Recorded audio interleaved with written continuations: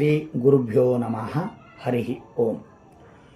ಚಂದ್ರಗ್ರಹಣದ ಎಲ್ಲರೂ ಈ ಶ್ಲೋಕವನ್ನು ಪಠಿಸಬೇಕು.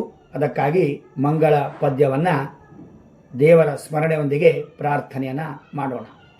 ಯೋಸೋ ವಜ್ರಧರೋ ದೇವಾಃ ಆದಿತ್ಯಾನಾಂ ಪ್ರಭುರ್ಮತಃ ಚಂದ್ರಗ್ರಹೋ ಪರಾಗೋತ್ಥ ಗ್ರಹಪೀಡಾಂ ವ್ಯಪೋಹತು.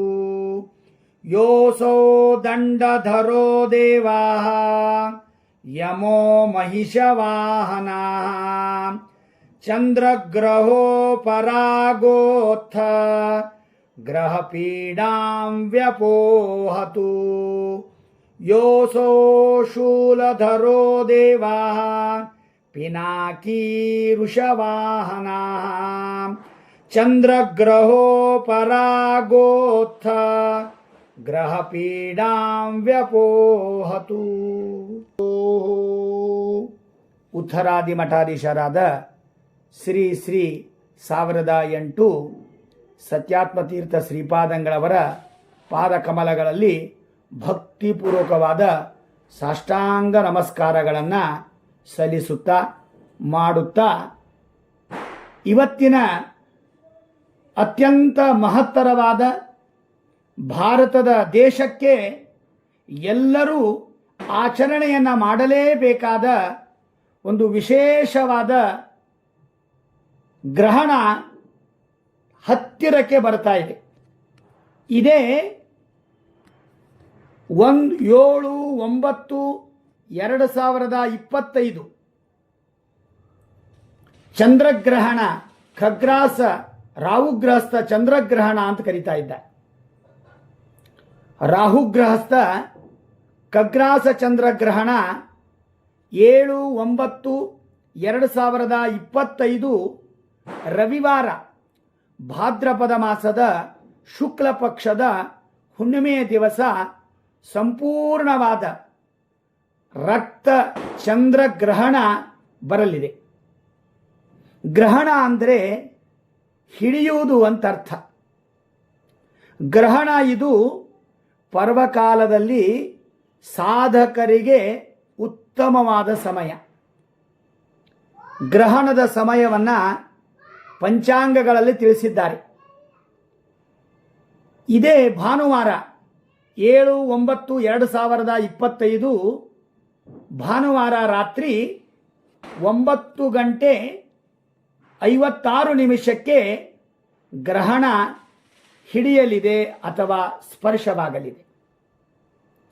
11:42 ರಾತ್ರಿ ಅದು ಮಧ್ಯಕಾಲ. ಮಧ್ಯರಾತ್ರಿ 1:27 ಮೋಕ್ಷ ಗ್ರಹಣ ಬಿಡುತ್ತದೆ. ಪರ್ವಕಾಲ ಅಂತ ಕರೀತಾರೆ. ಇದೊಂದು ಸುದೀರ್ಘವಾದ ಗ್ರಹಣ. 3:31 ಗ್ರಹಣ ಇರ್ತಾ ಇದೆ. ಇದಕ್ಕಿಂತಲೂ ಪೂರ್ವದಲ್ಲಿ ವೇದ ಹಿಡಿತದ್ರಿ. ಕೇವಲ ಗ್ರಹಣ ಕಾಲದಲ್ಲಿ ಮಾತ್ರ ಆಚರಣೆ ಅಲ್ಲ, ಗ್ರಹಣ ಹಿಡಿಯೋಕ್ಕಿಂತ ಮೊದಲು ವೇದ ಹಿಡಿತದೆ. ಧರ್ಮಸಿಂಧು ಗ್ರಂಥದಲ್ಲಿ ಕೇಚಿತ್ತು ಚಂದ್ರಪೂರ್ಣಗ್ರಾಸೆ ಯಾಮಚತುಷ್ಟಯಂ ವೇದಾಃ ಏಕದೇಶಗ್ರಾಹೇ ಯಾಮತ್ರಯಂ ಇತ್ಯಾಹು. ಧರ್ಮಸಿಂಧು ಗ್ರಂಥದಲ್ಲಿ 4ನೇ ಯಾಮಗಳಿಗೆ ವೇದಕಾಲ ಅಂದರೆ ಯಾಮಕಾಲದಲ್ಲಿ ಯಾವ ಯಾಮಕಾಲದಲ್ಲಿ ಗ್ರಹಣವಾಗುತ್ತದೆಯೋ ಅದಕ್ಕಿಂತ ಮೊದಲು 4 ಯಾಮಗಳಲ್ಲಿ ಆಹಾರವನ್ನು ತಿನ್ನಬಾರದು ಅಂತ ಅರ್ಥ. ಅಂದರೆ ಅವತ್ತಿನ ಮುಂಜಾನೆ 9:17 ವೇದ ಆರಂಭವಾಗುತ್ತದೆ. ಅಲ್ಲಿ 9:17 ಒಳಗಡೆ ಸಶಕ್ತರು, ಒಳ್ಳೆ ಆರೋಗ್ಯವಂತರು 9:17 ಒಳಗೆ ಊಟ ಮಾಡಬೇಕು. ಇಲ್ಲ ರೀ ನಮಗೆ ಇನ್ನೊಂಚೂರು ಅವಕಾಶ ಅಂದರೆ ಕೆಲವು ಪಂಚಾಂಗಗಾರರು 12 ಗಂಟೆ 15 ನಿಮಿಷ ಮಧ್ಯಾಹ್ನ ಒಳಗಡೆ ಊಟ ಮಾಡಬಹುದು ಅಂತ ಕೆಲವು ಪಂಚಾಂಗಗಾರರು ಹೇಳ್ತಾರೆ. ನೇರ ದಿಟ್ಟ ನಿರಂತರವಾಗಿ ಹೇಳೋದು 9:17ಕ್ಕೆ.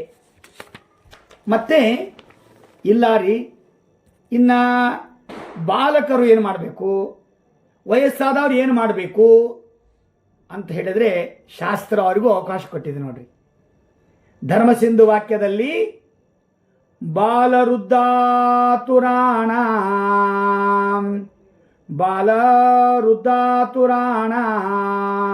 ಮುಹೂರ್ತತ್ರಯಾತ್ಮಕೋ ವಾ ವೇದಾಃ. ಧರ್ಮಸಿಂಧು ವಾಕ್ಯ ನೋಡಿ, ಸುಂದರವಾಗಿ ಹೇಳ್ತಾ ಇದೆ. ಬಾಲಕರು, ವೃದ್ಧರು ಅಂದರೆ ಮುದುಕರು, ಗರ್ಭಿಣಿ ಸ್ತ್ರೀಯರು, ಅನಾರೋಗ್ಯವಂತರು, ಇವರು 7 ಗಂಟೆ 30 ನಿಮಿಷ ಸಾಯಂಕಾಲ ಸಂಜೆ ಅಲ್ಪೋಪಹಾರ ಮಾಡಬೇಕ್ರಿ. ಹೊಟ್ಟೆ ತುಂಬ ಊಟ ಮಾಡೋದಲ್ಲ. ಅಲ್ಪೋಪಹಾರವನ್ನು ಸ್ವೀಕಾರ ಮಾಡಬಹುದು. ಬದುಕಲಿಕ್ಕಾಗಿ ಅಲ್ಪೋಪಹಾರವನ್ನು ಸ್ವೀಕಾರ ಮಾಡಬೇಕು ಅಂತ ಧರ್ಮಸಿಂಧು ವಾಕ್ಯದಲ್ಲಿ ಹೇಳ್ತಾ ಇದ್ದಾರೆ. ಇನ್ನು ಗ್ರಹಣ ಕಾಲದಲ್ಲಿ ನಮ್ಮ ಮನೆಯಲ್ಲಿ ಏನಿಡಬೇಕು ಅಂತ ಪ್ರಶ್ನೆ. ಅದಕ್ಕೆ ಶಾಸ್ತ್ರದಲ್ಲಿ ಹೇಳ್ತಾರ್ರಿ, ದರ್ಬೆಯನ್ನು ಇಡಬೇಕಂತೆ. ಯಾವ ಮನೆ ದೋಷ ಆಗೋದಿಲ್ಲ, ನೀರಿನ ದೋಷ ಆಗೋದಿಲ್ಲ. ದರ್ಬೆ ತುಳಸಿಯನ್ನು ಇಡಬೇಕು ಅಂತ ಹೇಳಿದ್ದಾರೆ. ಗ್ರಹಣ ಬಿಟ್ಟಾಗ ಪ್ರಾರಂಭದಲ್ಲಿ ಅಥವಾ ಗ್ರಹಣ ಮುಗಿದಾಗ ನದಿಯ ಸ್ನಾನ, ಸಮುದ್ರ ಸ್ನಾನ, ಹೀಗೆ ಬಾವಿಯ ಸ್ನಾನ, ಸರೋವರ ಸ್ನಾನ ಮಾಡಬೇಕು ಅಂತ ಶಾಸ್ತ್ರದಲ್ಲಿ ಹೇಳಿದೆ. ಈ ಗ್ರಹಣ ಯಾವ ನಕ್ಷತ್ರದ ಮೇಲೆ ಬಂದಿದೆ, ಯಾವ್ಯಾವ ರಾಶಿಯವರಿಗೆ ಬಂದಿದೆ ಎಂಬುದನ್ನು ಹೇಳ್ತಾ ಇದ್ದಾರೆ. ಈ ಗ್ರಹಣ ಶತವಿಶಾಖ ನಕ್ಷತ್ರ ಹಾಗೂ ಪೂರ್ವಭಾದ್ರಪದ ನಕ್ಷತ್ರದ ಮೇಲೆ ಕುಂಭರಾಶಿಯವರಿಗೆ ಮತ್ತು ಮೀನರಾಶಿಯವರಿಗೆ ಈ ಗ್ರಹಣ ವಿಶೇಷವಾಗಿ ಅನಿಷ್ಟ. ಅವರು ಅಂಜಬೇಕಾಗಿಲ್ಲ.